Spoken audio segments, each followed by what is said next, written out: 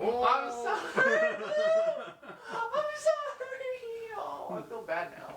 And I'll cut again so I can look at my fucking script.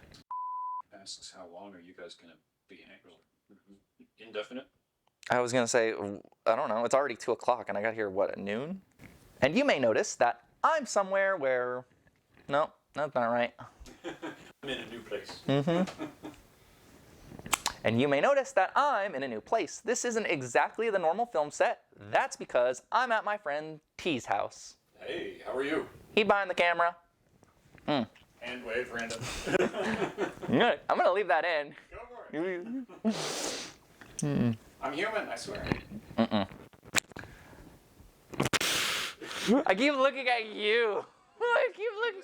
Talk naturally to me if you want to. I don't know. Okay. No, fuck it. I'll step out of the frame. No. In the bathroom. Because they're my lines. I have to say it. No, don't turn around. Like that. I gotta get used to just looking at someone. Don't turn around. Trying to make you more comfortable. I know. This is how it always goes anyway.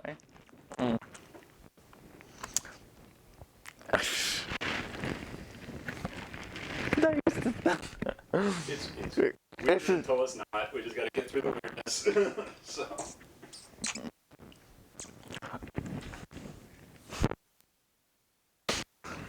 Okay. We're on line. The problem is I can't stop fucking cringing. And here's. Sorry, I broke you on that one. Nope. No, I'd rather you break, then I'll get through the line and then do it again. This is you get to see the process of my YouTube making. You don't know how many times I shoot every other video. Okay. Well, so like your comment earlier about the cringe, like, yeah, right. That's kind of the core of it all. We're into what we're into, but like the cringe is there. So yeah. Well, the cringe is because you're here, not because of what I had to do on camera. I got used to the camera looking at me from taking photos. I can no, I'd rather you be here and I get over this than anything else. Because if we ever go to like a kink party or something, it's like, oh, you're scared of other people. I'm gonna have to go through the exact same. I almost want to go a little out right now. Go ahead. You're welcome. Just to address the cringe on my side too. You're welcome too. So let me do that while you do this, and you can get some lines done that way.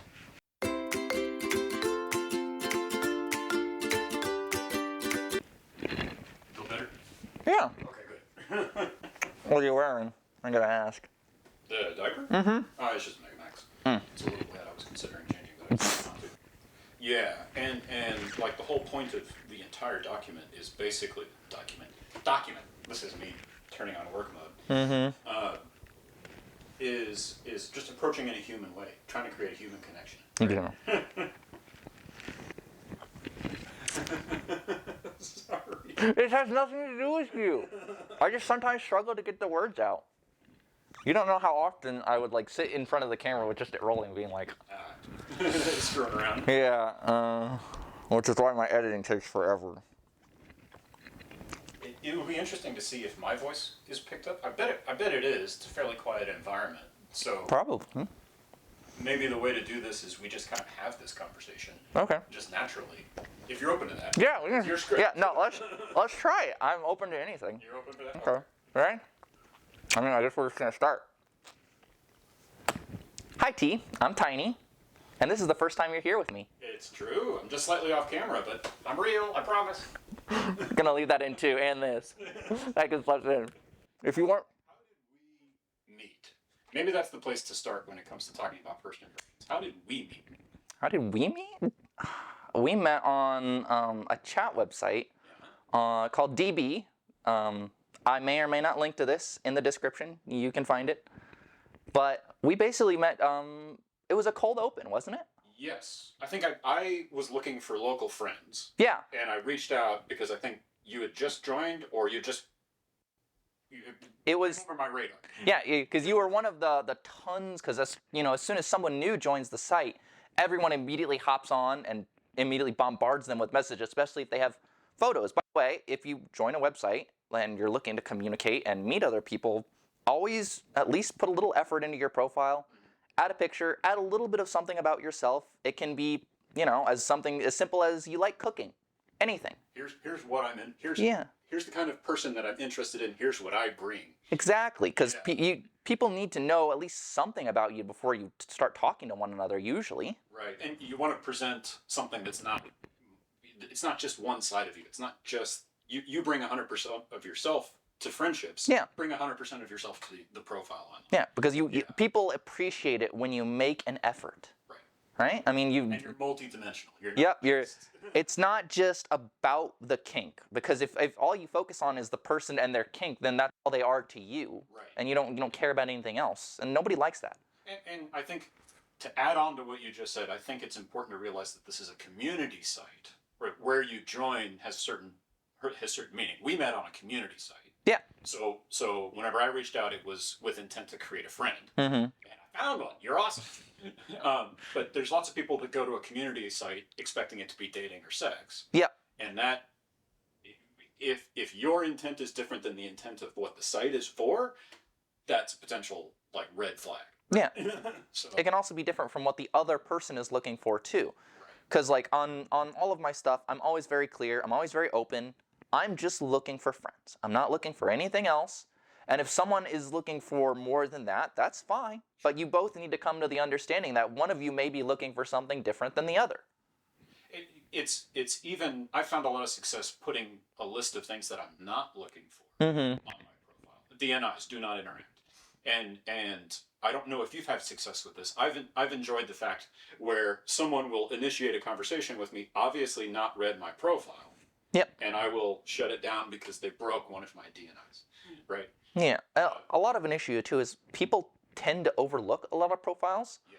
Like I think for the most part, they either just skip over it entirely, or they'll just glance at it and be like, I'm not going to bother with this, which is not great. Right. It's a minimal profile, or it's lacking completely additional color. Yep. Then, at least in the community that we're on, you can fill out a little questionnaire and it kind of does a little profile. What are you, are you more? It's a simple yes or no, basic do you like certain things or not? Yeah. And it's like, okay, well, at least if you leave it blank, that does give someone still something to work with. Right. And the community site might give you a certain label. That doesn't mean that's your destiny. It's just, you're 50% plus one this right now, and that's fine. And you wear that label for a little while, and if you ever feel like changing that label, just go in and change it in the site. It's totally fine. Yeah. So. And that also applies to you personally or anything else. Like you may feel like you're 100% a DL, and you may not be if you continue to explore and everything changes. Exactly. You buy your first onesie and go, I'm an AB now. Right? It's put on and take off labels as you please. It's all up to you. So. But a lot of it is the importance of communicating and understanding who you're communicating with, and to be able to actually get across that you're a person. Right? You're not just the fetish item. You're not just the sense of pleasure that someo's getting from talking to you. Exactly. You're not just those things. If you even want to do that at all, yeah. You may not want to. Because for me, I share photos of myself in cute positions and in gear like this. I mean, after all, you're watching an AB channel. Right. And my friend T here behind the camera didn't take that as for who I am solely, and that, it's all I am. But we communicated beyond that. It's like, oh, what do you do? He's a super genius guy. He likes tons of game stuff. He's got tons of tiny Warhammer toys. We found that we have a lot of common ground in what we wanted to share with one another. I think the big thing that I personally try to practice, and I'll give this to your viewers, is practicing curiosity. You're connecting to someone because you want to learn about them, or you want to hear their story in some kind of way. And instead of just saying, here's what I'm into, I've always been into this, you're actually inquiring. You're being a little bit curious about the other person. And that's a great way to go in terms of getting to know people. Yeah. Yeah, you have to be curious about other people if you want to get to know them. You've got to ask questions. You've got to associate more than just bare bones. Oh my God, you also like this? Do you like that X brand? Right. What are you wearing right now? You have to know about the person in order to... Just recently, what's your impression of the new change or something? It's like, okay. Yeah. I think part of it is... God, what was I going to say? But it's a struggle to want to put yourself out there, because unlike children who are just open for the most part because they haven't been experienced, a lot of the emotional turmoil or harm or, stress, difficulty of adult life, we close ourselves off for safety. And so to be open with someone is also very important and allows you to share and join with one another. Yeah. And it's scary. I mean, it's important to acknowledge that it's kind of scary to reach out to people Yeah. in the community. I mean, this right here, just this film set, which you can't see him, this is horrifying to me. I'm nervous. I feel strange. I'm in a onesie. This isn't my onesie, by the way. Yeah, If you're curious, this is his onesie. These are his gloves. I would It's better than if it's me, but that's totally fine. So Yeah, I would normally be wearing, one of my pink or blue or whatever color ones, but I was like, I'm sitting shooting in his space, and so it feels odd to me. it's technically even, and this might be oversharing, it's technically even my home office. So Yeah. But it seemed like pretty nice. We had a great couch, and we dressed it up the way we did. So It's our casting couch. No. I cut that out. I couldn't resist. These are the goofy things. going back to the curiosity, also having a sense of humor about the whole thing. Like, I know this is ludicrous. Oh yeah. You know this is ludicrous. We're in this together. Absolutely. We're both doing something beyond and calling something normal is a little ridiculous, but let's face it, the majority of the world doesn't do this, so it is outside of the norm. Right? We're both doing something silly. It's the magic of the internet. I would have never met you outside of the internet. So, Exactly. Yeah. I met you through DB, and we started talking, and I think one of the first things that we both got across was, you're not looking for a relationship, I'm not looking for a relationship, we're just looking for two people to have fun and be goofy friends with. I've heard the term called parallel. We just want to be parallel. Yeah, we want to run in parallel. You like this thing, I like this thing. Okay, we both know we like ABDL stuff. Now the question is, what more do we like beyond that? Right. Because it's always going to be there. I'm not going to get rid of this. At least it seems to be a built-in part of me. I don't know how it is for you. It's not going away. After 20 plus years of doing this, I've decided it's not going away at this point. So yeah, so the next important thing is figuring out what we share and what we can enjoy together beyond it. That way when we do stuff like this, we're just two actual friends just enjoying the same thing. Right. I mean, it's neat. It's magical. I definitely wish it for everybody in the community in terms of connecting with other people and experiencing the acceptance of this. It's a little bit awkward. It's a little bit awkward in person for the first few times, but it does, in my experience, get better the more we do this, right? You held that pizza party in your backyard, and that was probably the first time I'd ever been in outside, like genuinely under the bright sun outside in little gear. No, what was it? That was our second time. With the we had the first time where it was you and P. Yeah. And you guys both came over to my house. Yeah. But that was the first time, and you two came over, and that was the first time I had seen another human being in person in any sort of little gear or anything like that. And you were wearing your little brown bear, I think it was. The pajamas. The pajamas, and he was wearing your dinosaur onesie, not this one. Not this one. Another one. But yeah, that was the first time, and I felt very, very liberating to meet someone else in the same kind of tangential area as me. Be like, oh, okay, cool. Look at you, see? I'm not the only person. I'm not alone in this. But that happened, and then we had dinner, and then we hung out on the couch together and just talked. Yeah, Exchanged just the three of us. And then the next time you came over was for Warhammer and to eat pizzas. Yes. Yeah, And yeah. I felt bad because I was dressed up in my skeleton onesie with my green, because I was gonna pretend to be my Necrons. Yeah. And I felt so silly. I was like, this is fun. I'm enjoying this. What was I wearing? You were wearing you were wearing your regular shirt and pants because my husband was there at the time. Yeah, that's right. And I don't think either one of you wanted to do that around him, and I completely understand and respect that. And that was our intent, was to be respectful of your husband as well. Yeah. Because he's got other things, not this. Yeah. And that's fine, right? That's totally fine. As long as he's okay, as long as he pre-authorizes us being around him, Yeah, then I'd be more comfortable. See, I had Yeah. prepped him to be like, oh, by the way, because I obviously he saw me walking around all morning, because I felt like a little kid being like, look, my friends are gonna come over, they're gonna look like me. Yeah. He was like, okay, yeah, sure, that's fine. As long as he's okay with it. That's, And the only reason we're here today is because my father-in-law is actually at the house right now to spend time with my husband. So That's why we're filming in his space. And whenever you mentioned that was the case, I'm like, hell yeah, come on over. I got nothing else going on. Let's do this. It's the weekend. So yeah, oh God. Now this doesn't feel so strange because it's like, oh, we're just chatting. Yeah. Yeah. And it's I think we hit everything that you wanted to cover just in that, what is it, 5 minutes, 10 minutes? Well, it wasn't supposed to be a long video. This is just like, hey, just try to be like a regular person. Remember, see the person first and then see the play. Right. Because you always need to know who it is that you're going to play with. You need to know who it is you want to know, right? You might have this in common with the person, but that should not be the end of the story. Right. Because if... Go, be curious, go find out what else they're into. Because if this is the only thing you two have in common, well, guess what? Guess how many topics you can hit that only involve this? Yeah. Because that'll end real quick. Guess what? What's your favorite brand? Oh my God, what's the state of it? Yeah. Have you changed or not? Like, oh, you're gonna run through with the profile on the yeah, computer. and you're gonna run through those questions so quick, and then what are you left with? Nothing. Yeah. Because if those were all we asked of each other, I wouldn't know you at all. I'd be like, cool, you're just another person who sees me only as a kink object, and that's it. You're just there for get your rocks off real quick and then leave. And that's unfortunate, being because we're sex adjacent, right? This community is sex adjacent. It's not out of reach. It's just over there, and people who are interested in it are interested in it.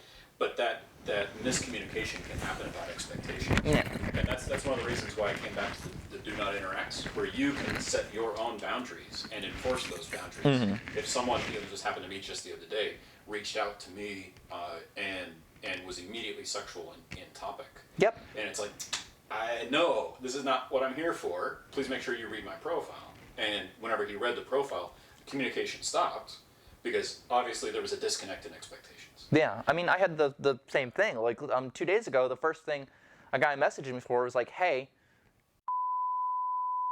right? Yeah. Would you like to or whatever? And I'm like, I'm not here for that. I'm not interested in it.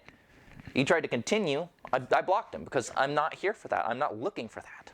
Some communities have only have the permanent block. Yep. Some communities have like put the person on mute for a set of days, and that would be my preference, at least, is put the person on mute for a couple of days. Mm-hmm. Right. Let them get their rocks off. Rehumanize their hormones, straighten back up again, and then return to a reasonable conversation where we're both sharing the same interest, as opposed to you can definitely tell whenever someone's thinking with their crotch and not thinking with their head. you can only think with one brain at a time, and sometimes you're thinking with your little brain, and sometimes you're thinking with your big brain. Yes, and it is totally okay, encouraged even, to hit that block button or hit that mute button or defend yourself in some kind of way, and that's okay. Yeah, never feel pressured to have to respond or to have to interact with anyone, because your time ultimately belongs to you, and it's the only thing that you have that's absolutely finite in this world is time. Mm-hmm. So take control of it, do whatever it is that you need to, and assert yourself. Yeah. All right? Respect your own time. Yeah, respect your own time. You don't have to waste your time on people that violate your boundaries. See, this is why I'm friends with someone smarter than me, because otherwise I'd be sitting here going, I don't know. I don't know, just follow what I wrote. Hopefully, when P comes and joins, he'll have his own perspective on this, because he's not AB in the same way that you and I are. He's more DL, and he's got other things as well. And I fully expect that his perspective on the DL community is going to be a little bit different than our own perspective, just because of where he's coming from, right? Well, do you want to talk about that? Because when we first started talking, I had the belief and understanding that I was DL only. Remember? Yeah, that's true. Your labels kind of changed over the course of our, because it's been like 2 years since you and I have been friends, and your labels have changed. That's right. So I started under the belief that I was a DL only, that I typically took a significant amount of pleasure in the diaper. By the way, I normally include it. I'm wearing an Animus. He's wearing a Megamax. For those of you who are absolutely obsessed with knowing, they're both spectacular brands, so. Let's face it, one's better than the other. No. But yeah, I was a DL only, and under that belief, but I loved the collection of cute stuff, right? I liked cute onesies. It could be anything from pink to blue or whatever colors, and I really you lean into the cute. Yeah, And we were talking one day, and it was like, oh, I bought actually, was it this pacifier or some other stuff? And it was like, oh, I bought a lot of little gear for my filming space just to be like, oh, it's kind of nice to interact with. For not filming, for my photography before I got into YouTube. Right, right. And then you made up your nursery at home. Yeah, You picked all of the decor for your nursery and stuff. Yeah, I was like, I'm gonna have this really fun photography play space. It's just gonna be that. It's gonna be for my cute photos, which I need to get back into. And you were like, are you sure that this is just what it's for and stuff? He was like, do you take any pleasure or interest in it beyond that? And I'm like, You waffled for several weeks. yeah, I did. I think I gave you a couple of labels, and I was very worried that I had pigeonholed you, and that was not at all my intent. And a little bit later, after I realized that you were kind of not struggling, that's not the right word for it. Questioning, I kind of went, whoa. I'm not trying to push you in one way or the other. I'm categorizing you in my head. Right? Yeah. And I think it was after I had bought one of my, like a stuffed toy or something, and while it was your playpen, your playpen. No, it was before that. It was just before that where I was like, you know what? I enjoy the onesies. I enjoy the little stuffed toys and everything. I enjoy what I've created in this space that I'm making my own. And I think I like it more than just what I had originally believed. And so I was like, you know what? I'm going to try it. I'm going to just, because I'm someone who tends to go into things with both feet. And was like, fuck it. You just tried it on, basically. And I tried it on, and I bought the little Comforts Play Gym, my big pink bear, which you typically see. Your rattle from Little Yeah, Comforts this is the cheap one that they made, which they needed to improve, which they don't sell these anymore. They got different ones that are better. And afterwards, I then discovered, yeah, you know what? I am partially one and the other. I can take pleasure in just the diaper, and I can also enjoy the play space and the little stuff beyond that. Then I learned that you're more of an AB. Correct. Though I don't really, I love the adorable cuteness in the same way that you do. I'm more on the boyish side. You're a little bit more andro than me, and that's totally fine. But like it is really hard to get me into that headspace. So really, it's just the aesthetic that I'm sort of into. It's less so much the play. Yeah, exactly. This is most of my stuff. Yeah, you can see his theme right here with all of his stuff that I'm around. Exactly. I get to touch his stuff, by the way. That's Chompers, if you're wondering what his name is. He has a name. Oh. Picked him up from IKEA. Really fun walking through. No, it was Target. I was walking through a Target, and I had him in the baby seat of the shopping cart. And there was a mother with a kid going by, and the mother spotted the... Exactly, and I grabbed his hand and I waved him at the kid. It was just adorable little interaction. Not a big deal at all, but... That's awesome. Yeah, going back to labels. So I've definitely bounced around, taking a label off the shelf and worn it for a little while and put it back whenever I was done playing. And that's probably the right, healthy way to think about that. To think about labels. I'm just, this is the best fit for now. I change, or the label changes, and I swap it out whenever it's time. And that's probably the best possible way to do it. So it's the same with sexualities. Some people are very one thing, and some people are some blend of things, and that's okay. Do you tend to actively play, engage in your space? Because some people they love to get all the toys out and everything else, and they love to roll on the floor and all that, right? They'll build blocks, they'll play with trains and cars and all that. I mean, you have your, I don't know, I can't see it. It's changed over the years. Like stuff like this. I'll show you. The playmat. Yeah. It's changed over the years. So there were definitely some times when that's what I needed to do in order to turn off the, give the brain a break. Work is tough, and I need a little bit of a stress relaxer, and I have a nice meal, and maybe I go for a run or something, and then to wind down and get myself tired, that's one of the last things I do as a part of a recovery sort of aspect. Okay. And that's recently, just within the past couple of months, it's been an escape. Just a way to turn off the outside world and shelve the worries or the anxieties of the day. But it's very rarely, for me, it's very rarely a headspace, right? I've seen the way you play in some of your videos online, and you lean into little quite a bit, and I've got the stuff to do that, but I don't lean into the little, and there's no wrong way to play other than to. For the record, that's for the fun of the videos. I don't experience it, I guess, in the same way that a lot of people do, where they jump headspace. I just enjoy. You've described the to me, and I offer this to you for comment, not to prescribe anything here. You've described it to me as like I want to feel cute. Right? Yeah. And it comes back to that word cute really often. I like to feel cute, and I like to engage in the cuteness of it, and I like to just experience the interaction. Right. And I don't have like that headspace thing of like, oh, obviously I'm X age or whatever, and I believe myself to be of this, that. I just, Prescriptive. yeah. I just enjoy the interaction, right? Which is why, when I'm in the play gym and stuff, while I am batting all the stuff around, and just it feels cute. It feels silly. I feel like I'm just, it's fun. Yeah, I'm just having fun and letting go and not worrying about anything else. I don't know that I've actually ever put that into words, so that's interesting. It's a totally different kind of video, I suppose. This was not what the video was supposed to be. This is going to be a PSA. Somehow this has turned into a podcast. It's still, I mean, we probably should go back to the PSA aspect of things, because the ask mutually between both of us to the rest of the world is just be human. Yeah. Right? You love what you love, and that's awesome, but just be human. Yep. So, worry about the human first, then worry about the kink. yeah. Because Like without one facet of a multifaceted connection.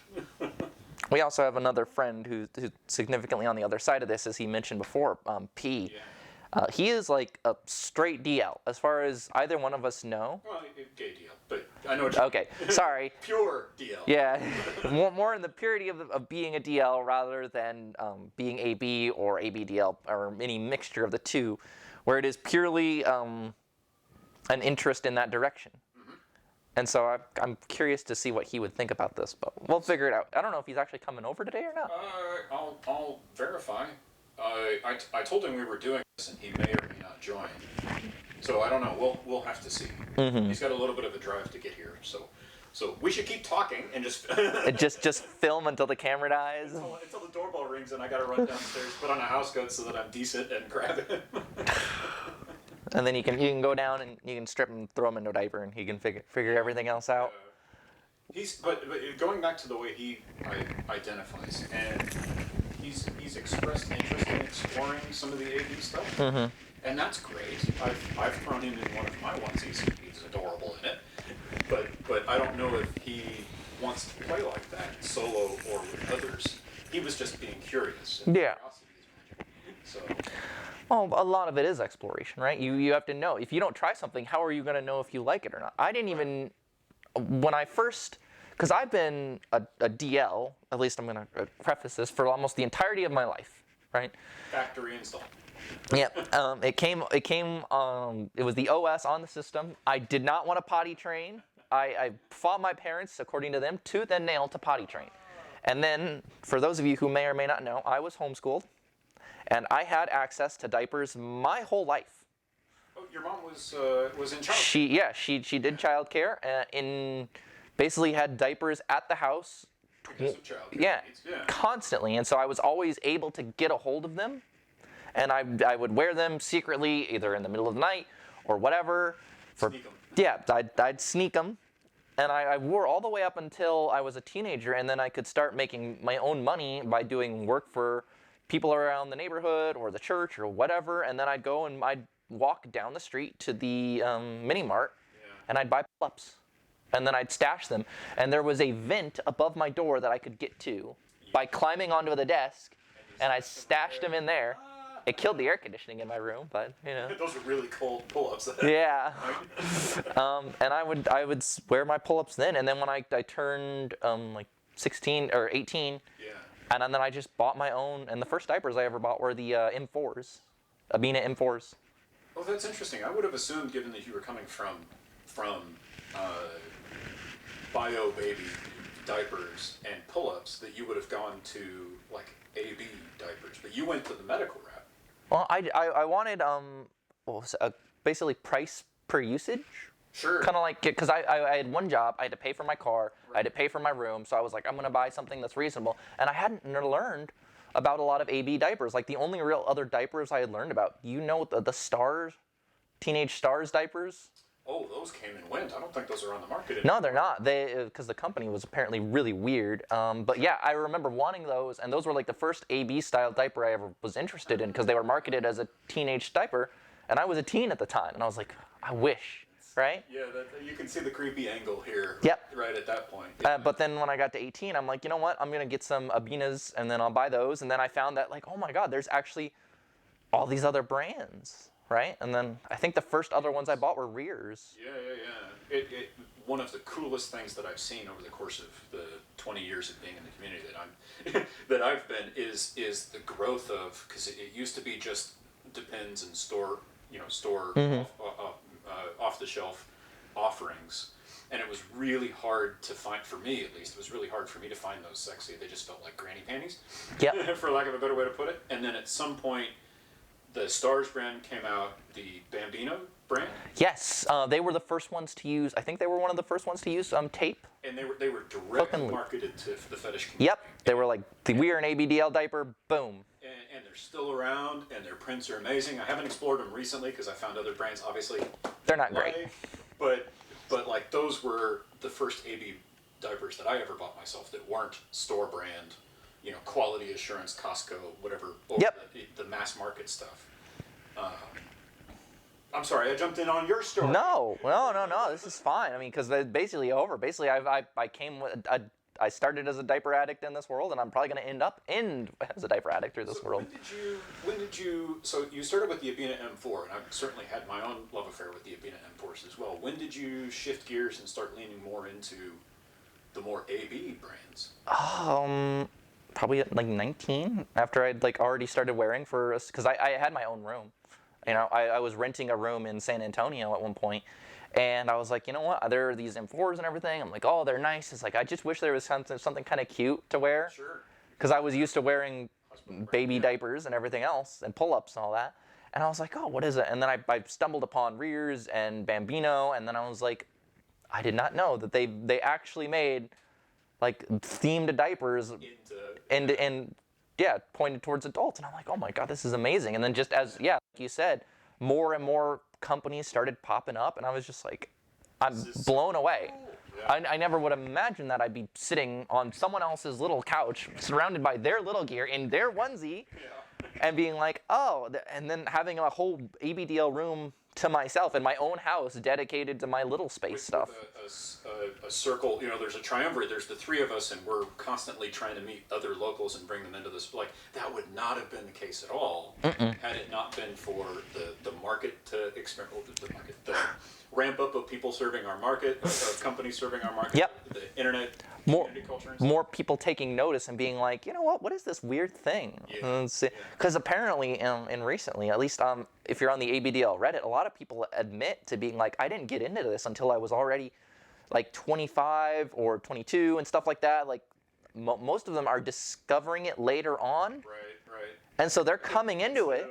Instead of factory installed, it's aftermarket. Yeah, like they're finding it through other plaplaces, including like things like TikTok and all that. And they're like, I see these things, and then I go wonder, what is this? And then they're coming into a world, And unlike us, where we started with very little, and some of you probably started with nothing, they're coming into it with like a whole ocean of other things available. Because I never thought of any of the gear that I own, which is from Etsy and Little Comforts and all the other stuff, any of this would ever exist. And they're getting to experience it all in depth with all of this available. I'm almost jealous. I am jealous. As I say, jealous because like I'm so glad that they get to experience this. It's like someone finding something new and being like, you are gonna love this because there's just all of this available to you. You have no idea the riches that you just discovered. Yeah, you didn't have to wait every year for a new type to come out. The one person who sold like a single gray onesie or whatever, or like the medical ones and all that. It's like, oh, it's great. It's fantastic to think about. And here we are just gushing over little gear that like now comes out. You have me in reminiscent mode because I'm over here going, okay, what did I try after Bambino? I leaned into Bambino for a really long time. They were good diapers for a while. Yeah.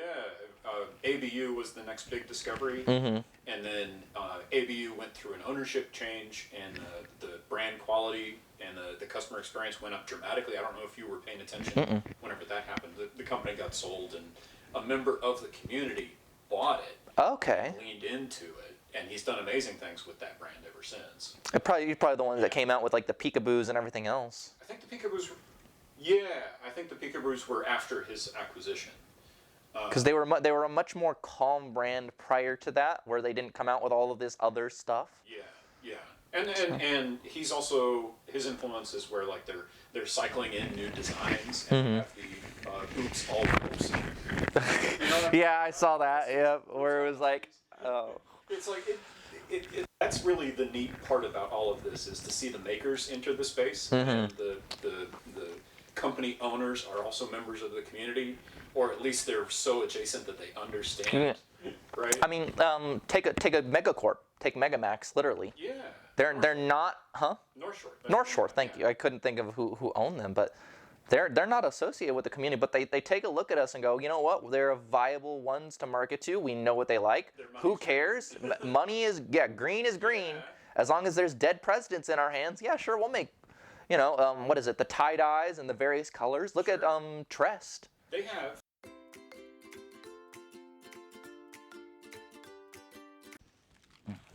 Okay. Now recording again. There you go. Where were we? What were we talking about? Community.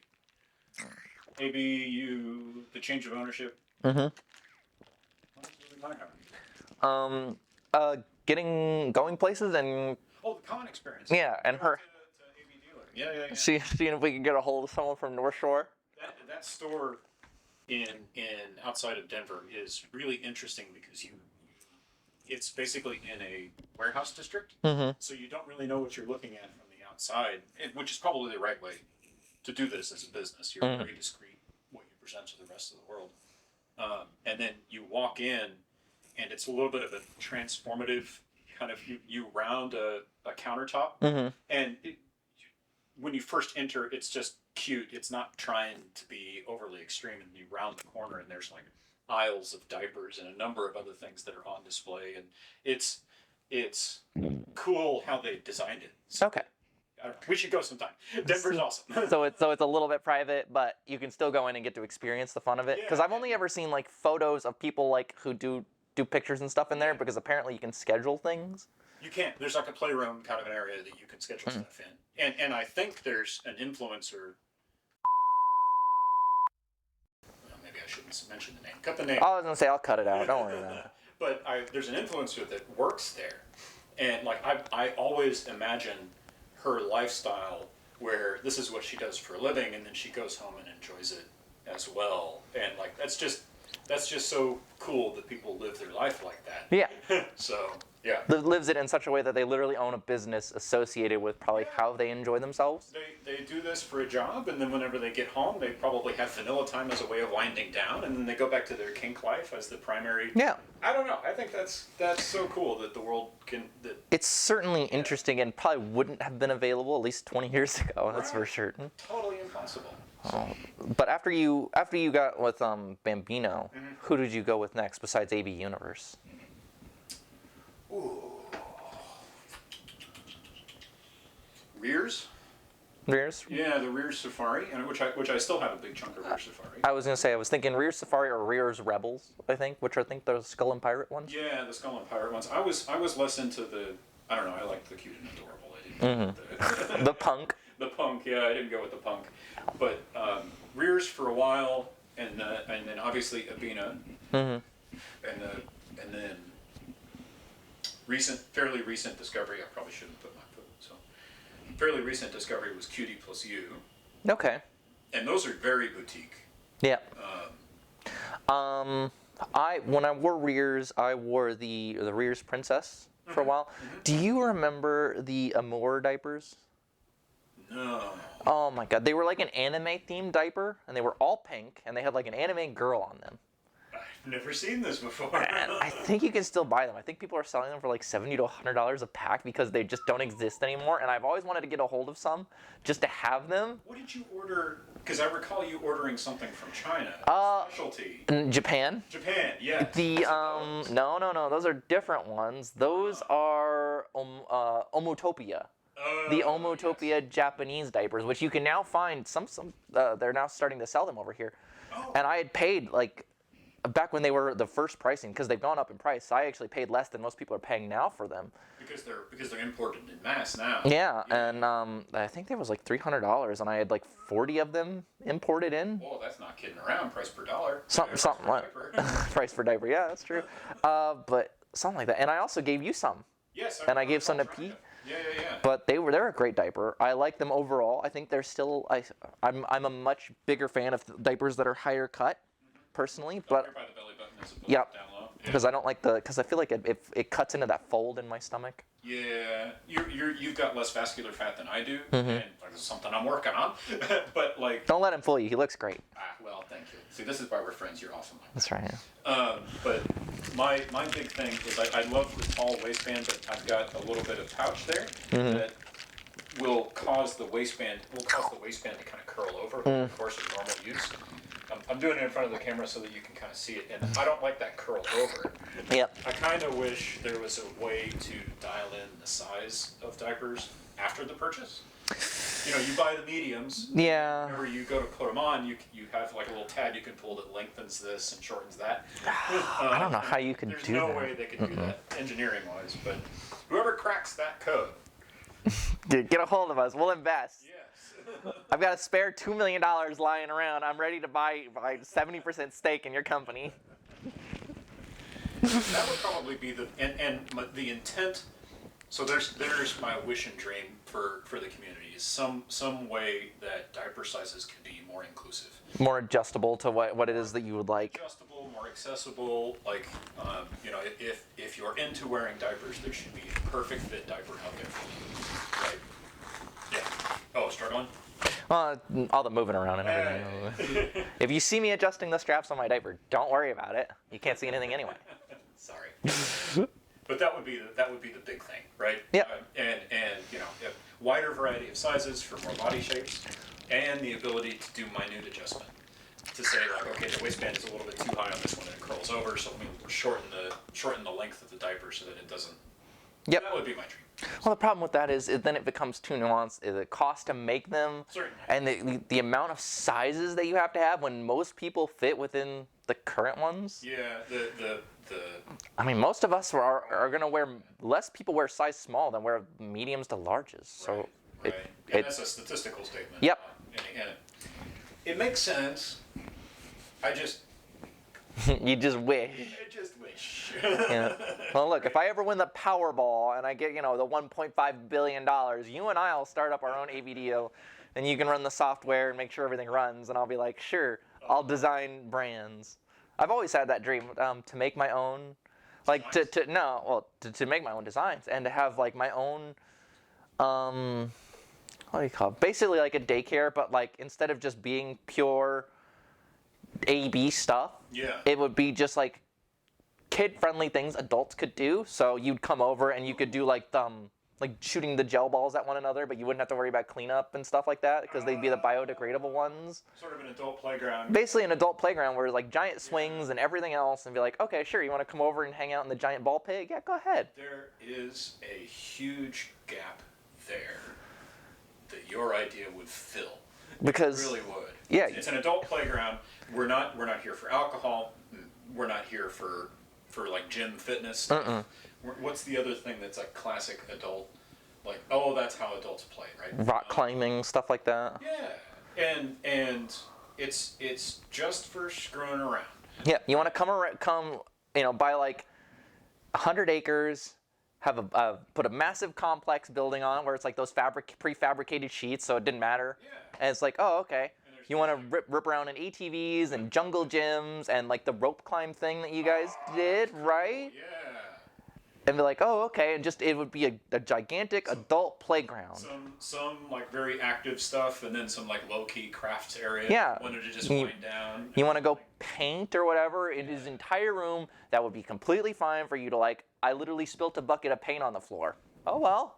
Now What do I it's care? cool. Yeah, I was just saying. Now we just have more paint on the floor, right? You just want to throw paint at the Nobody walls? slip on this. We're gonna let it dry. It looks cool.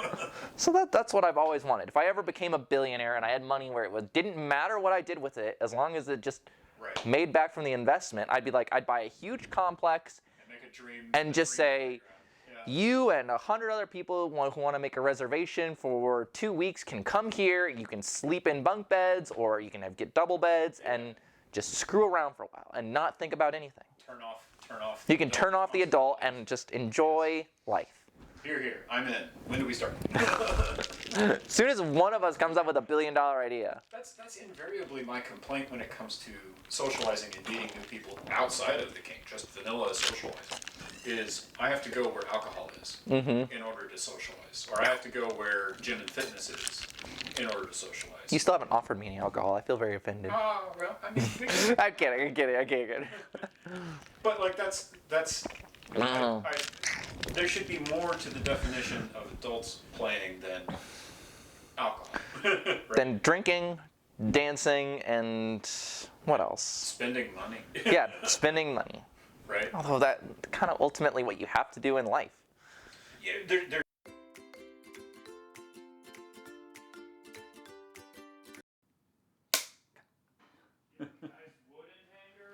Yeah. You don't have another light, right? Nope. I mean, technically I do, but it's like a desk lamp. It's not really. Oh, you don't have like the little ring light or No. whatever? Okay. I mean, can I show you what I have? Because maybe. You can enable this to do record too if you want. I usually just use the little button. A little button.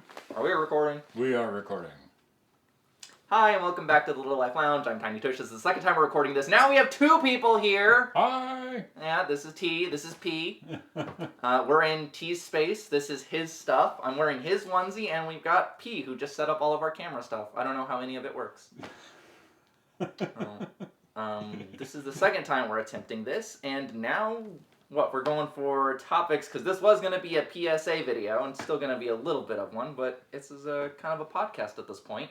We should probably start with like how we met and how it became like How we became friends. yeah, ultimately, because I think that's kind of where the PSA intent was coming from. That was the original idea. Was Yeah. like, oh, how do you make friends? How do you be a human? Right. That was the idea. In a community that is very easy to forget that we are people and we are not just objects, and that's it. Exactly. So how did you and I meet, and then we should talk about how P comes into the picture as well. There was a site called DB. For those of you who don't know, it'll get put in the description. You can figure it out later. And it's a social site, kind of like Facebook, only dedicated for kink chatter and related to ABDL stuff.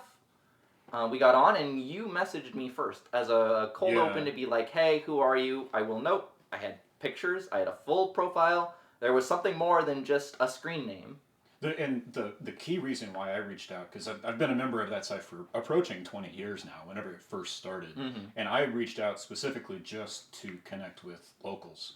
Like the sole reason, it wasn't the photos, it wasn't the description, it was, this person's all of 30 minutes drive away, I should say hello. Yeah, it was because we were within a range of each other, and I was like, oh, you seem like an actual person, rather than just being like, I'm here for a quick one and done. Right. And then leave.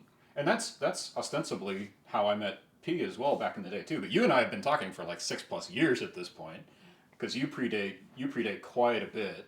And I want to say I just reached out. I probably initiated with you as well. You recall? I don't. But it was pre-COVID. It was pre-COVID. Or around that time. Yeah.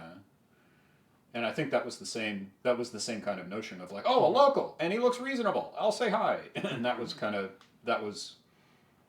the pure intent at that point, was just build a community ultimately. Yeah, and then y'all chatted, and I assumed the same thing happened, where we chatted, and then you guys presumably went out for some public meeting or drink or whatever, coffee. 2 coffee nerds. We went out for coffee. Yeah, 2 coffee. They're both coffee nerds. They're huge coffee nerds. In fact, to the point where I ended up buying a specific espresso machine because of them. Yes. So, but yeah, and it was that. It had nothing to do with the first meeting being anything to do with kink, which is important.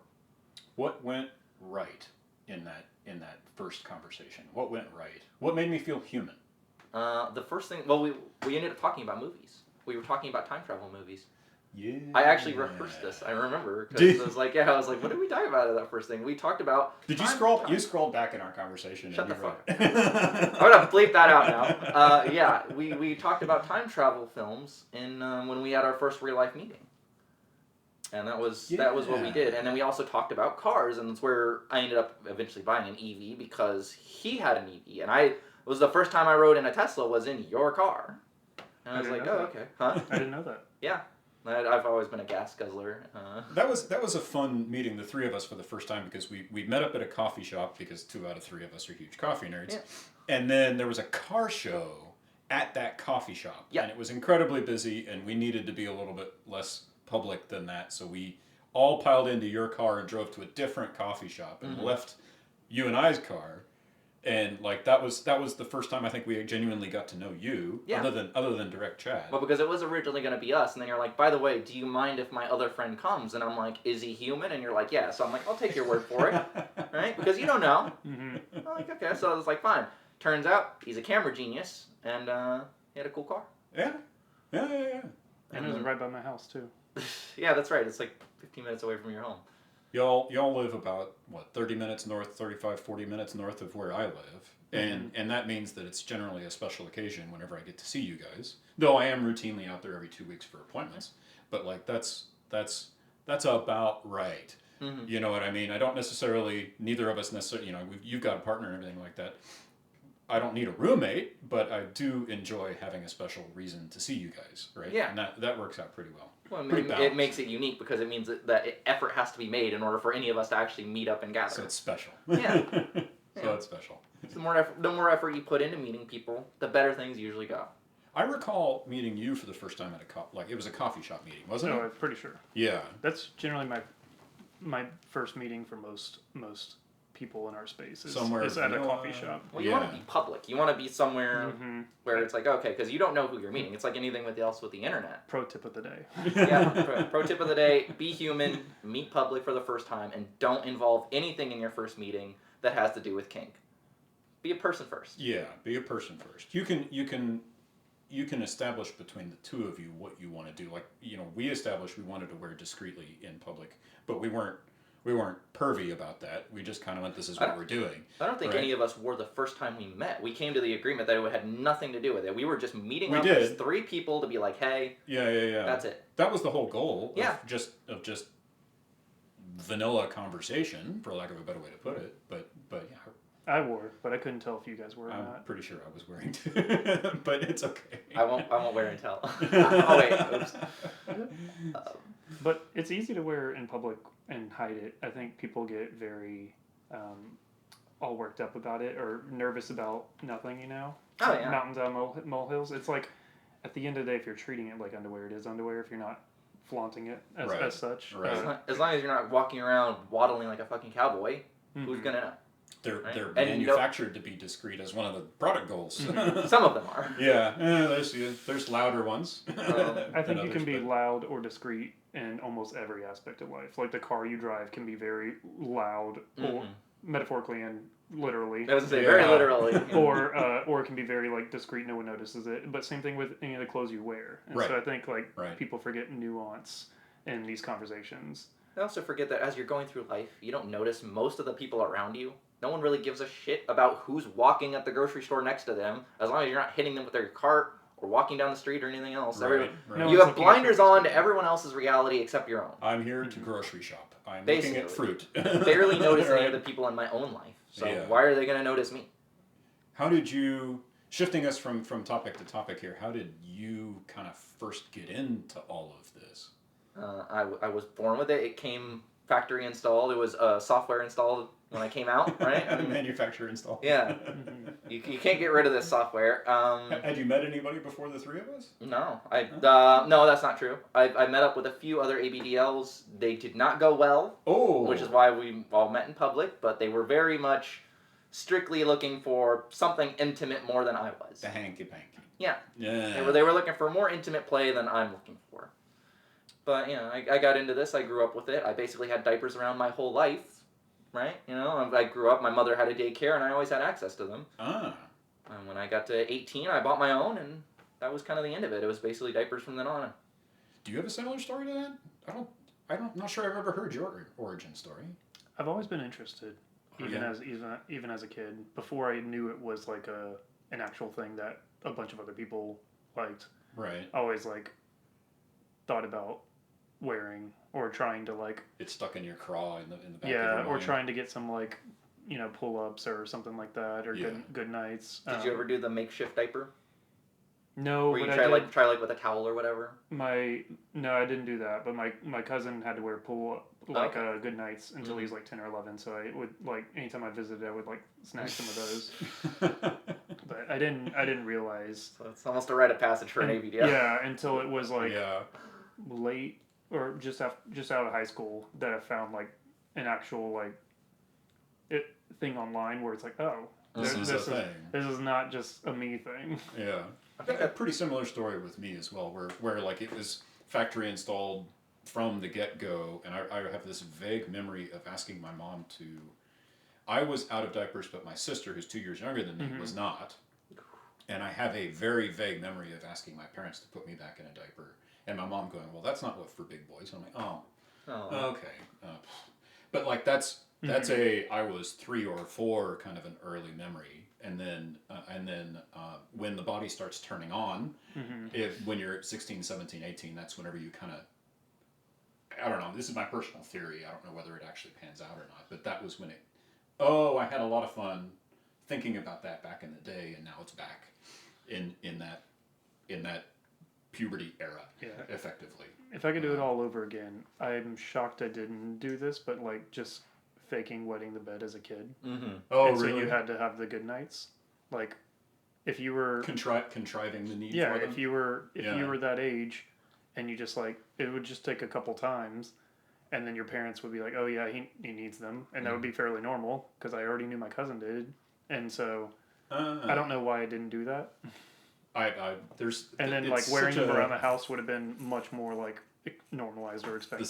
This is how he does this. Yeah. I don't know. I don't know. I never really went that far, but I definitely, whenever I first moved out on my own, like the first dorm room, the first solo dorm room, I bought the store brand off the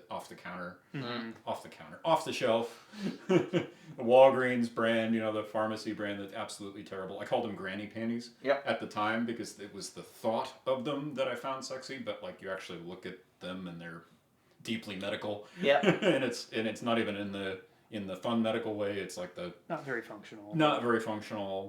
Designed for oopsie as opposed to playtime. I think they're just there for capturing drips. Yes. And stuff like that. Yeah, and it was hard to sexualize that. And then I'm fairly old. I'm 42, and around that time, whenever I was in my 20s, was whenever the first actual major ABDL brand started marketing themselves. Bambino being one of my earliest thoughts. We were talking earlier about the Stars brand, which came and went. And that was, I do recall that brand. I don't think I ever purchased from them, but like they're in the history. Yeah. Right? And the history of diaper companies for not just children. Yeah. And you can definitely see diaper companies now having learned the lesson of that brand, because that brand marketed itself really poorly, probably unethically, for lack of a better way to talk about it. Using preteen models is definitely creepy. There's definitely some creepy stuff in what they did, but you could see that lesson being learned by Bambino or by ABU today or by North Shore today, where they're aware of our community, but they're a service provider first, or I guess a product provider first, and that's Did you? Got a question for you both. How did you hide the diapers whenever you were? Because that strikes me as a very universal experience of having purchased diapers and then hid them. No, I purchased them at the mini mart from like money that I made working for the church or doing random lawn care or wherever I made my money. Yeah. When I was between the ages of 9 and 14, Yeah. and I would walk down to the mini mart at the end of the street, buy them, trek them through the woods because I lived with a state park right behind my house, and then sneak into my window. And then on my desk, I'd climb up onto my desk, and there was a vent underneath the door frame, and I would pop the vent and hide the pull-ups in there. That's where I hid my diapers. Ah. And then I would throw them away at night. In the middle of the night, I'd climb out of my window and dump them into the trash can. Just to avoid them being into any other room than that in the house. Ah, that's interesting. What about you? I hid them in a gym bag underneath my bed, and then I just put like towels and gym clothes on top of it. So like if you unzip it, that's the first thing you see is some like gym clothes that I wasn't using and like a towel or two. You had to actually physically dig further in order to find something else. And they were just under the bed, yeah. So I could only buy like a bag at a time. Were you ever caught? No. Were you ever caught? No. I don't think I was ever caught. Or if I was caught, the family just was like, whatever, he's a kid. Mm-hmm. Right? Well, at least not that anyone's ever told me. Yeah. Okay. Yeah. I was caught multiple times growing. You were? Oh. Not a fun way either. Oh, no. Or before I learned to buy and stash them myself, I'd sneak them from the daycare, and then I'd wear them, and I didn't understand how to get rid of them, so I would like hide them under the sink temporarily until I could figure out how to throw them away, and eventually one of them got found. Oh, no. And then also I'd like stay up at night and watch TV in like the family room in just a diaper from the daycare. It'd be like all of a sudden, hi, Mom. Dad would come in and be like, what the fuck are you doing awake? Wait, what? Right? What is this? Oh, I'm sorry. It's not your fault or anything. It's just what happened. I would so my earliest memory in terms of hiding them, there was a chest of drawers that had a little trim. The chest of drawers had feet to it, and it had like a trim, and you could hide stuff underneath the chest of drawers. Okay. And I would borrow, quotes, diapers from the church my mom worked at. Nah. Now, for the record, I would also donate back to the church, and that's how I cleaned my, paid for my sins here. Not particularly religious now, but like in retrospect, don't steal. Yeah. Right. But just a single, and I would hide it underneath this chest of drawers, and I don't think it ever got caught. But there was definitely a point in time, I was at college, and my family was packing up to move, and I made a point to go home during their pack up and make sure that nothing was underneath this chest of drawers. Nice. Double check your stash. Just make sure I don't out myself, right? But that grew into buying like a locking opaque footlocker that's actually in my garage downstairs right now. Oh, okay. And that had a straight up lock on it, and that was how I was discreet in college. Yeah. And at some point I started living solo, and it became less of a concern. I could just put them in my drawers here. So. I had one major interaction with my father, which was very unfortunate. I was caught looking at the type of art you might go looking for if you're into this kind of a thing. Sure. And he immediately found it, unfortunately, because it was on the family PC and I wasn't computer literate. Clear your history. And he was like, okay, I don't know if I want to ask about this or not, but I'm thinking we go get you some therapy. Yeah. And I'm like, I don't need therapy. And I tried to explain it away as just something I accidentally stumbled upon. Right. Of course, you can't really do that. So instead of therapy, I ended up having to talk to the preacher, and then I was like, yeah, okay, I promise. I'm saved. I've seen the light. I won't do this again. And totally wasn't true. And then I learned how to hide things better. That happened. I've never really known organized religion of any kind to embrace sexuality. Like, that's just not a thing that they do. They'd rather sweep it under the chest of drawers, to use my own metaphor there. What was the first ABDL diaper that you bought? First one. First brand. I'm not sure. Maybe Megamax from North Shore. Well, that's a medical. True. I guess plain white isn't medical, but it's not. It's not a themed diaper. It's not a themed diaper. Yeah. Was it Peekaboo? I don't think they were out at the time. It might have been something from AP Universe or Rears. Rears has been around for a while. Yeah, it might have been them. Like a Safari or something along those lines. I know I did an M4 early on. That's the Abina. Yeah, Abina. Wasn't a huge fan, but I know I did that one early on. I don't know. Did you ever try the dry 24/7s? Yes. Oh, that was big early on too. Yeah, those were Yeah, great. that was. I did those before Megamax. Yeah. Those were my second major buy because you Mhm. could buy them off of Amazon, Mm-hmm. and so you'd get them in a large case and have them delivered. See, I always avoided Amazon when it comes to this stuff Yeah. because, like, I know I don't want that algorithm to have this they information. retarget that information on your social media, on everything. I don't want like an unwanted ad to pop up Mm-hmm. in the wrong company. Mm-hmm. You could always have multiple Amazon accounts. This is true, but I think Amazon tracks your IP and certain like cookies on your on the browser. I guess you can do like private browsers and stuff. But I went ahead and ordered from Amazon some stuff.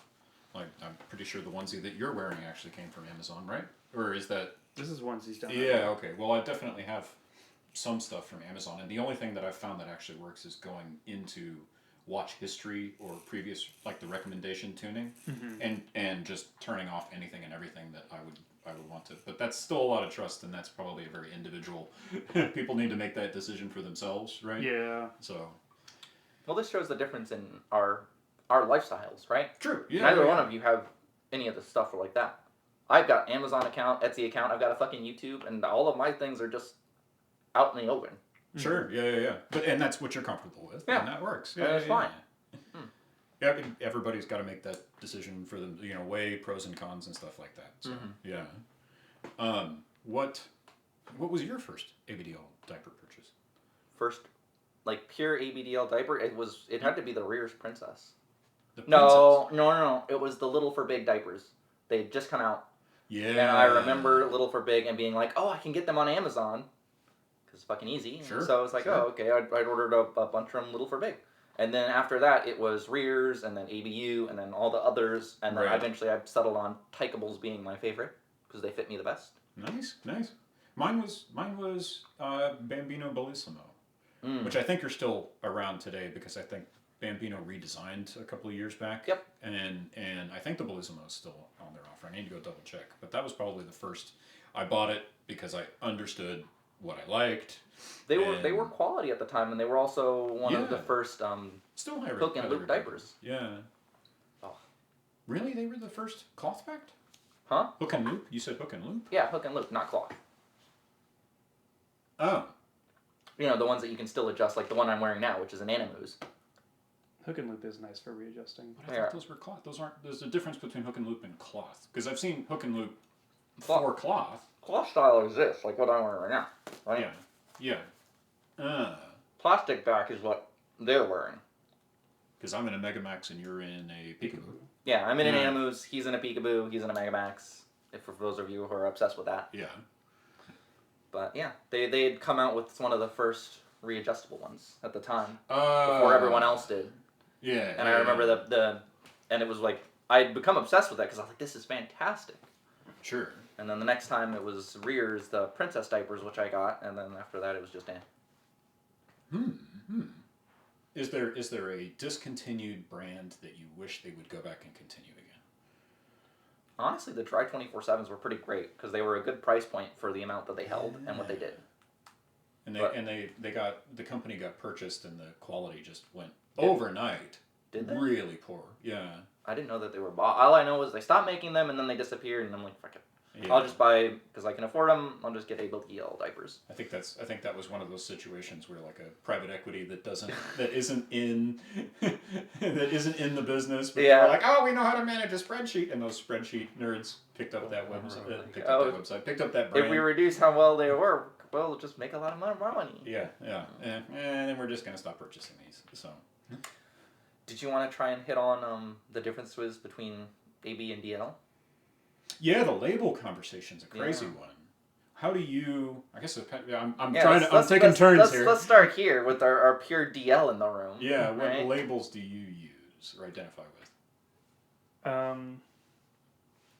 In this space specifically? Yeah. In the kink, yeah. Mostly DL. Says the guy that's in a onesie. I don't mind a good onesie, but they also have functional reasons too. True. Yeah. I don't mind like more things that kind of put you make you feel like a kid again. Yeah. But I'm not necessarily in the headspace of trying to be a baby again, if that makes sense. So a strong identification with the DL label and So, a gentle or background identification with the AB stuff. Yeah, so more of like, A middle space play, but not middle space headspace. yeah, if you think of like all the things like a niece or nephew would enjoy Okay. of like dinosaurs or the zoo or a theme park or superhero movies or Saturday morning cartoons, like I enjoy all that. Remote control ATVs going through dirt. Yeah. So just kind of like being Boyish. a big kid, you know. Mm-hmm. So I'm the struggle with talking about labels is that it's my definition of a label is going to be in my head different than your definition of a label. Yeah, but I don't really like. You don't regress.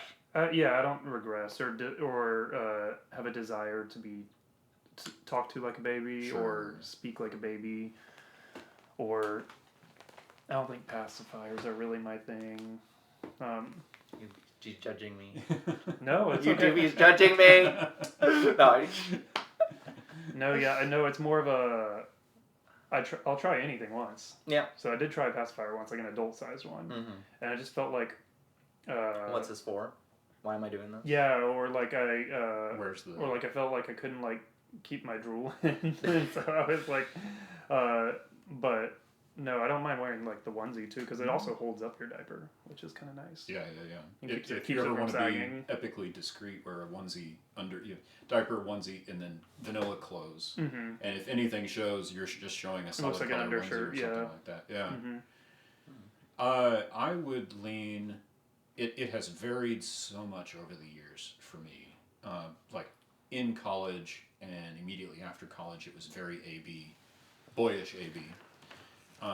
And then it swung into DL Daddy territory for a good long time, and then now I'm somewhere in between, and I'm going through a life event as well, so the identity is also changing to a degree too. So I bounce around a lot.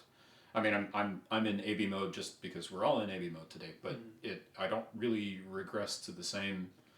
You really have to. For me, regression really has to. It's a part of a play with a partner or with other playmates, and doesn't happen very much at the moment. So I don't really identify too awful much with that.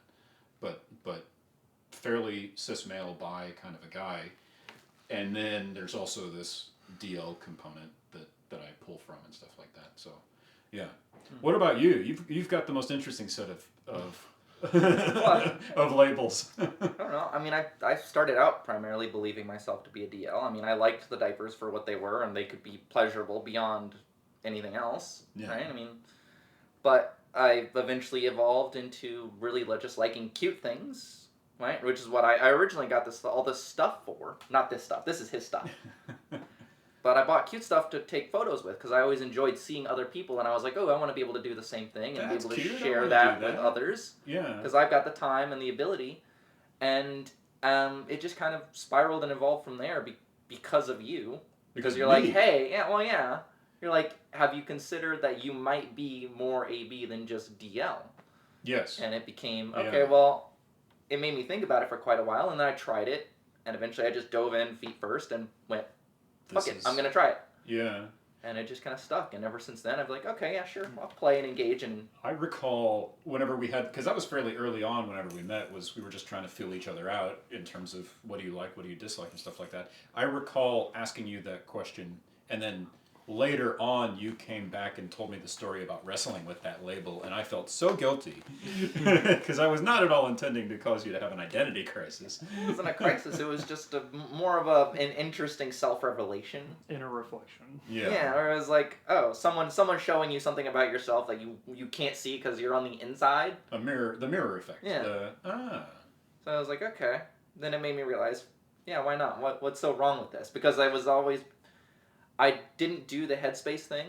I don't do the regress thing. And so it made me believe that I couldn't be this thing, right? I didn't look like everyone else. So I felt like, okay, well, I can't be that. So I must be this.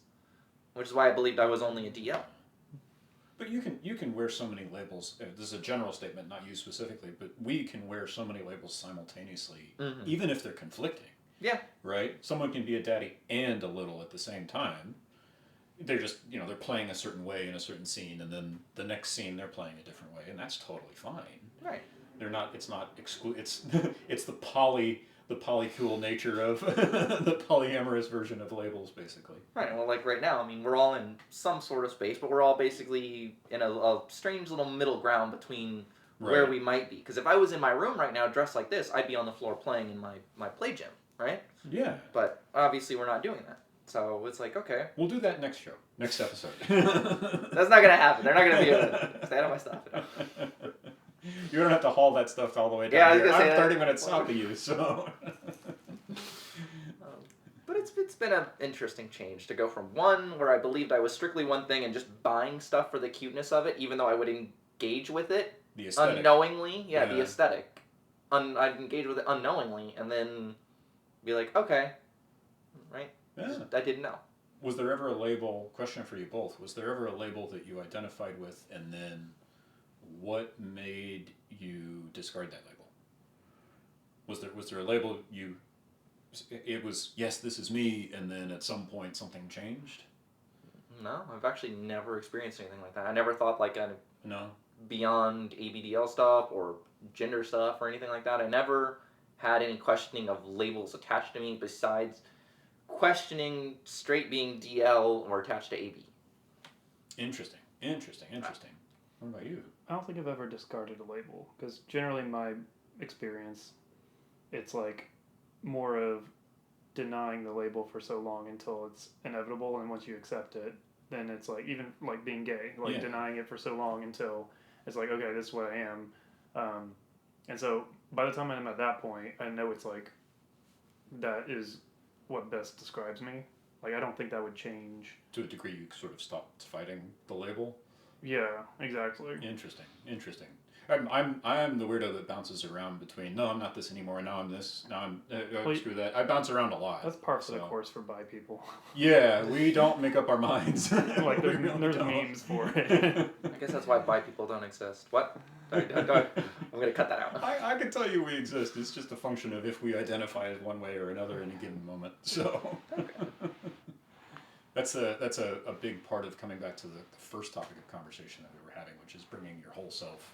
Being willing to be multifaceted and vulnerable and curious. Yeah. Yeah. Being open with others before you get involved in anything kink related. Yeah.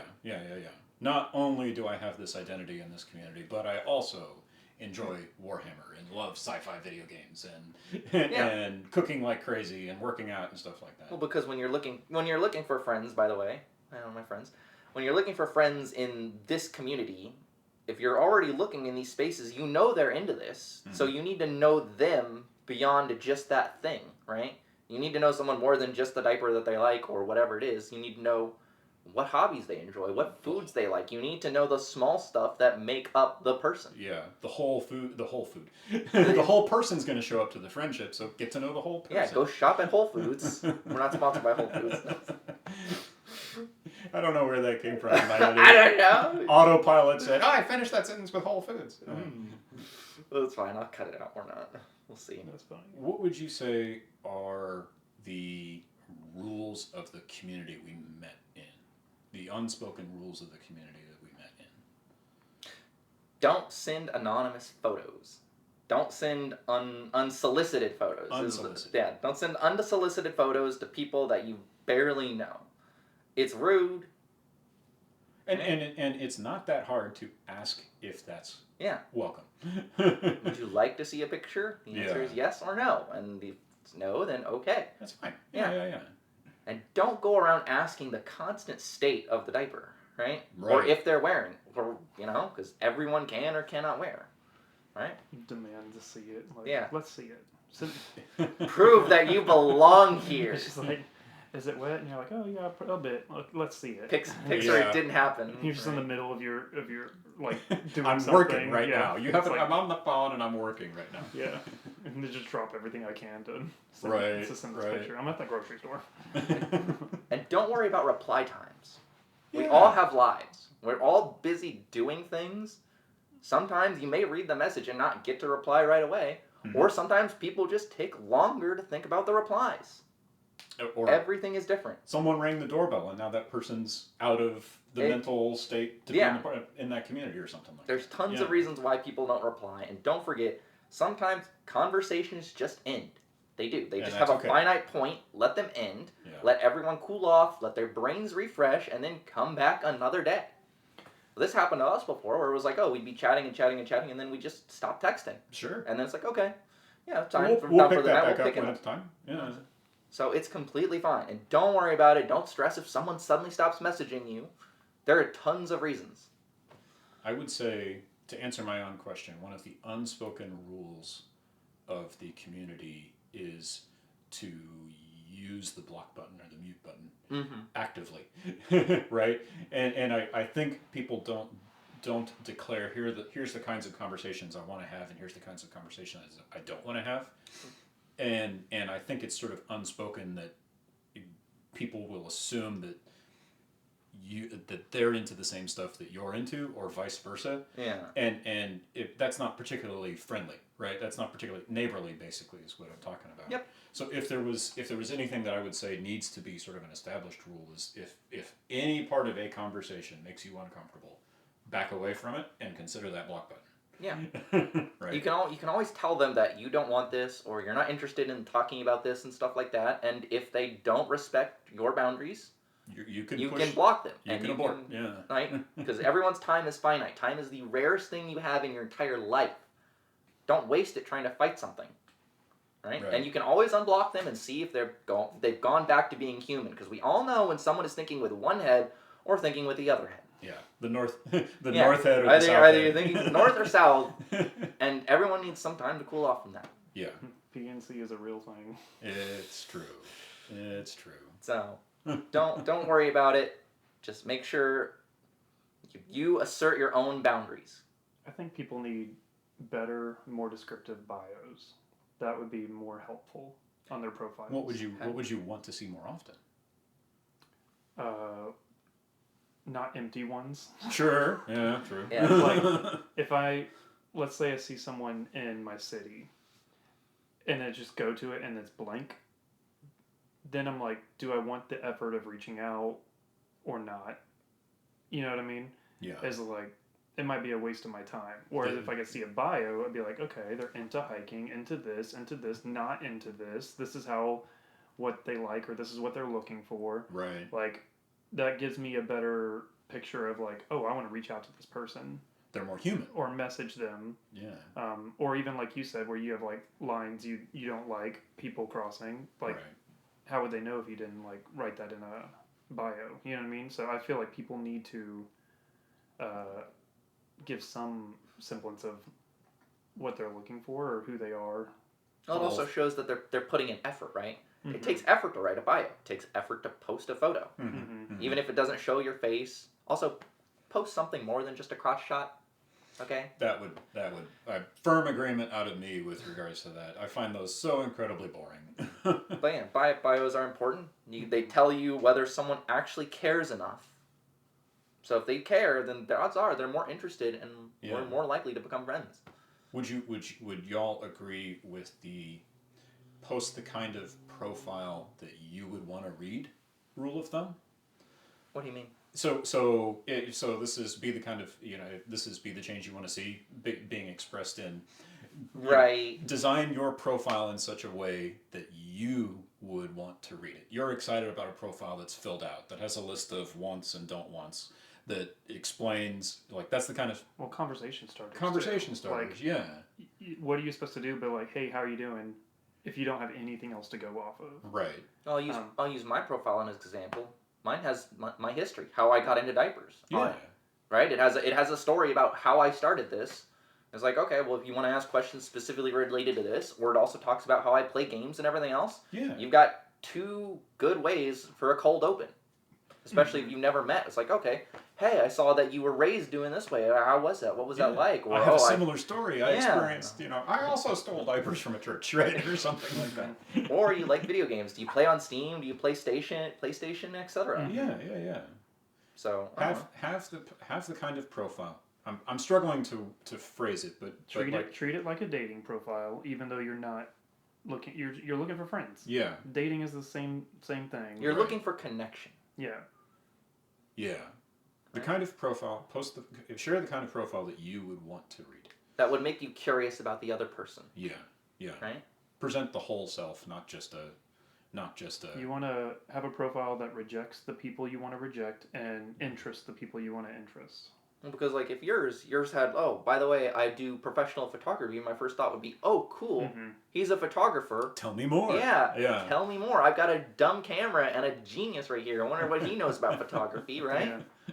I've got a computer genius over here. Be like, oh, tell me about video games, or tell me about how AI works. I was gonna say we were nerding out over tacos today about how AI works, and that was a lot of fun. At least for me, it was a lot of fun for me. I enjoyed it. So post things that you would think make people curious about you. Yeah. That would help you connect with them. There's definitely something to be said for keeping your profile up to date as you grow as a person too, right? Because my labels change fairly often, and I go exploring and stuff like that. And every so often, I'll pop into my profile and say, "Yeah, I'm a little bit more comfortable talking about wedding now, for example, than I was before." And keeping your profile up to date, or maybe even just saying, I think I even have this on my profile at the moment. Here's the date, update on blank, colon, and just a recent story to say, hey, I met two guys or something like that, and now we're hanging out together, that kind of thing. Yeah. And that having a not stale profile goes a long way. Well, yeah, it lets them know that you're still active beyond just existing as another profile on the site. Right. When you have such a shared interest like this, that stuff is almost unmentionable. Not out of a shame kind of thing, but everybody in this community that we're on, yes, we all like diapers, right? Come on. Yeah. That's not... We're all on these fetish sites because we know we all also like them. Right, but you can bring more to that. And, striking the balance between, like, here's what makes me interesting and protecting your own privacy. Because the three of us came across that one profile where the guy, like, gave out his address and said, show up on Thursday evening. Yeah. Right? Here's my address. Here's my phone number. Dangerous thing photo. to do. The only thing he didn't give out was his driver's license and his social security number. And you could have asked for it. Yeah. I've given it to you. And that's not... That's not safe, and that's not exactly sane. Right. Hello, Blue. We've been joined by a key cat. Hello. Come here. No. I don't know. Boop. I could totally put him in a onesie too. The cat in the onesie. Ooh. It's a medical onesie, obviously, but you could get kitty. You could get kitty. Oh, poor Blue. There we go. But yeah, that profile was wild whenever I came across it. To the point that I brought it to the site moderator and I said, we probably should put some text on here saying don't share private information, right? Just to avoid this. It was a worrying profile. Pure full stop. Yeah. Certainly made me uncomfortable. Not at all what I would do. Not someone I would actively engage with. Not because I don't trust them, but because it makes me question whether or not they are stable. Right. Because it's not something that a normal and rational person would just openly put out there. There's lots of resources out there, and maybe I should gather this up and share it so that you can put it in the show notes. Like, here's Privacy 101, how to protect yourself online, right? And I can gather that up and share that with you if you're at all interested, because I definitely think there's people out there that make some counter, not so safe decisions about what they want to do and how they want to do it. You can't see this, but poor T is, I don't know, booping the cat with his feet on his belly. You're gonna shred my carpet. Don't do that. On the ideas of privacy, it's funny to say because I'm sitting here on camera, about to be posted to 1,000 subscribers. That's so okay. Who knows? It's privacy is different for everyone. Privacy is different for everyone. That's the right way to put it. So it depends on what you're comfortable with. Yeah. I will say though, I feel like diapers are a bit different than the other like quote unquote kinks because most, if not all, but I would say most of the other ones are exclusively sexual. Whereas diapers goes a whole spectrum. Like you can just wear it to wear it to Kroger or Right. to the grocery store, and not be thinking of it in a sexual manner at all. You're just like enjoy wearing, and then there's the whole side of things where people have to medically have to wear them, Sure. Yeah. and then there's people that just wear them for practicality. There's people that wear them because they like them. There's Is there? people that wear them for role play, but not like necessarily sexually. Right. So I feel like when talking to people online about it, that's why you can't just start off the gate with a sexual pretense when you're trying to like make assumptions. And for some people, that's okay because that's what it is to them. Yeah. And it's like that's what they're looking for. But like, I feel like it's a bit more of a spectrum than any. I don't even like calling it like a kink, quote unquote. It's just like not that I don't like it, because it can be a kink, but like. But it also overlaps I feel with like, a lifestyle kind of a thing, or yeah, a medical I feel need. like it could just be like a choice of clothing. You know what I mean? True. To a degree, it's actually highly normalized compared to. I'm thinking of other kinks around other clothing options. Leather, for example, would be a little bit more socially accepted than diapers, but less. But like diapers would be less socially accepted than.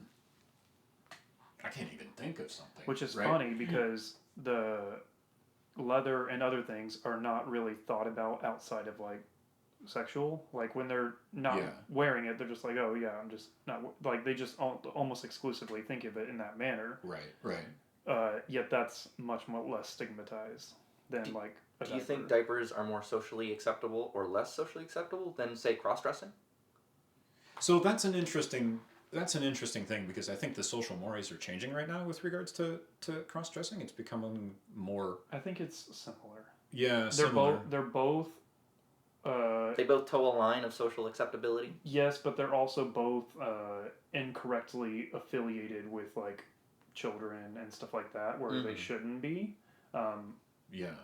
And like I mean, we've seen legislators all over trying to target like drag queens and cross-dressers saying you can't do this, and there's a whole gender thing on politics right now. So yeah, let's not get too much into politics. This isn't a political channel. It's just like, okay, could you walk the street today in pants that obviously show the outline of a diaper? Like if I put on booty shorts effectively and wore a diaper with just a regular shirt on and say walked down the streets of by the way, you all know I'm in Houston. If I walk down the street of Houston, or if I put on, say, a mini skirt and a crop top and walk down the street, which do you think would be more or less socially acceptable?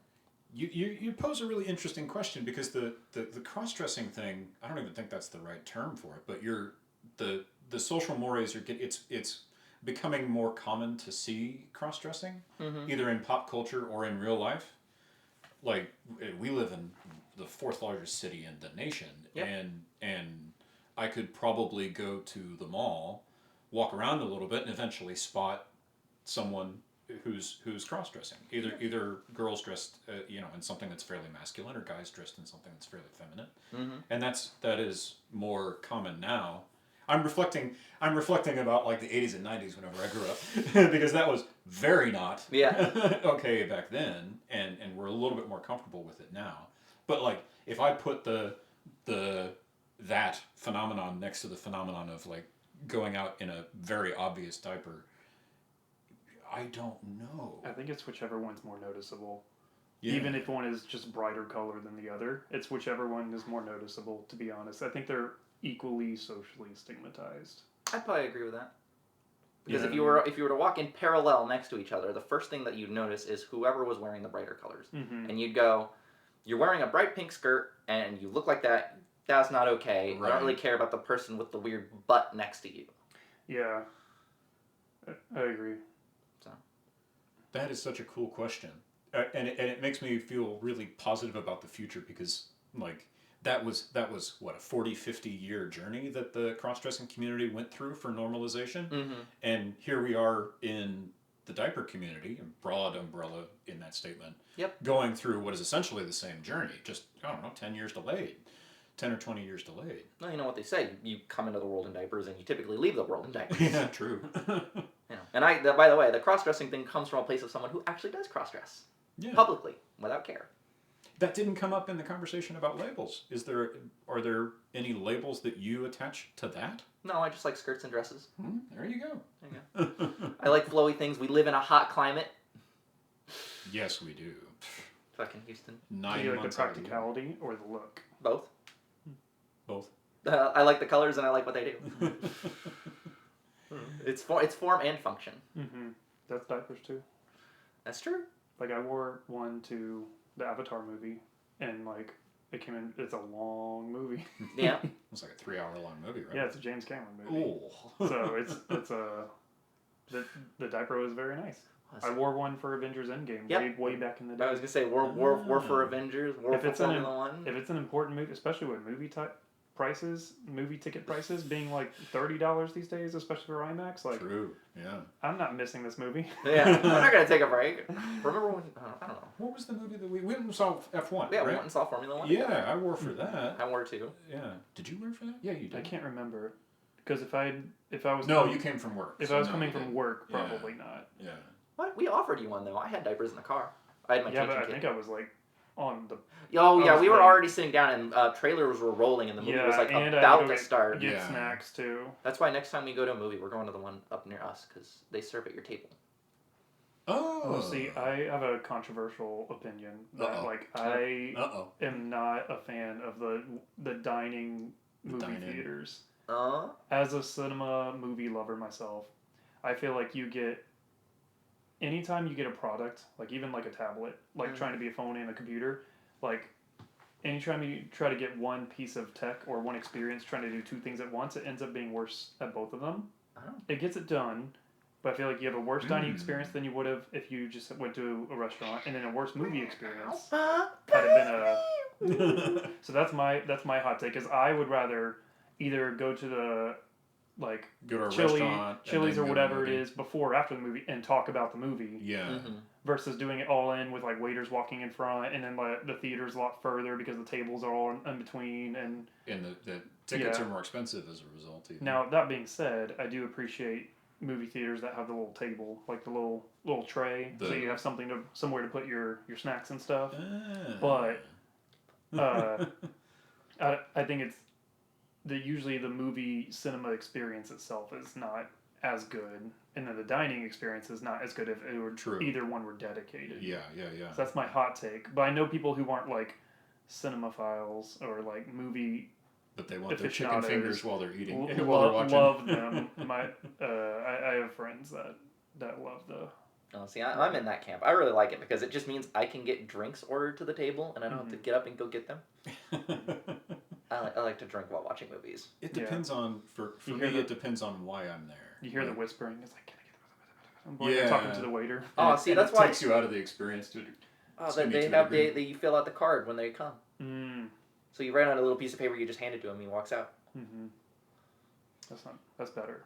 I'm kind of surprised that those waiters don't do. You remember what the pirates? The pirates have that eye patch, and there's some theory out there that says that they were covering one eye in order to acclimate that eye to When they go in the gallery. when they or go on the in gallows, hole. and then they would move it, and like I'm kind of surprised that those people don't do that, but it probably destroys depth perception. So Yeah. we are horribly off. I was going to say, we've gotten way off of base. I think we're going to go ahead and end the video here. Moral of the story is be a person first. Try to get to know them, and then, Yeah. make friends. And wear a diaper at the movie theater. Yeah, wear diapers to the movie theater. Especially if you love the movie. And don't listen to his hot takes about movie theaters.